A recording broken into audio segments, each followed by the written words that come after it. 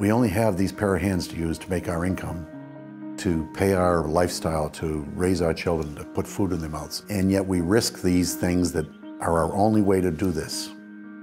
My name is Peter Lawton. I'm the president of LeadSmart Training Solutions here in South Berwick, Maine. I've been a safety trainer in OSHA in construction standards and lead training provider for the past 4 years of my life. Ever since 1974, I've been a cabinet maker and a remodeler in residential home construction. One item that's the most costly part of it, it's always controlling dust. You see very, very smart people coming into the industry looking at several ways to solve the same problem. You see products like the Festool Dust Extractor.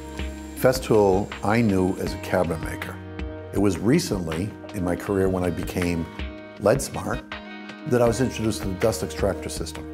I no longer have to worry about you being in full respirator protection, full personal protection equipment for you to sand that baseboard if I invest in the proper equipment.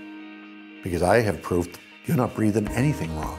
What OSHA and medical science says is that the amount of lead in an air around your nose and mouth, called the breathing zone, should not exceed a certain number, and that number is 50 micrograms per cubed meter. During the testing, the field testing, we did a couple conditions. First, we wanted to make sure we found a home that was definitely ridden with lead. From lead inspectors, we found one. We then wanted to test 3 different methods. We wanted to test someone sanding the walls and trim that we knew were laden with lead, the old-fashioned way. But we put an air sampling pump and extracted samples. We also then put her into a different room and we had her doing the same practices of sanding, scraping with a negative air machine. And then finally we put her into a pantry that was loaded with lead and had her using the sander attached to the Festool Dust Extractor. The results from the laboratory, after we took all these samples, sent them to a laboratory, got the results back.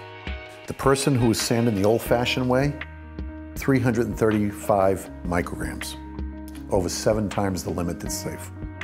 The person, when she worked in the kitchen, doing all the sanding with my negative air machine, 12 micrograms.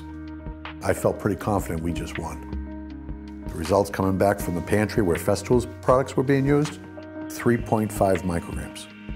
And yet we were in there sanding away for 2 hours.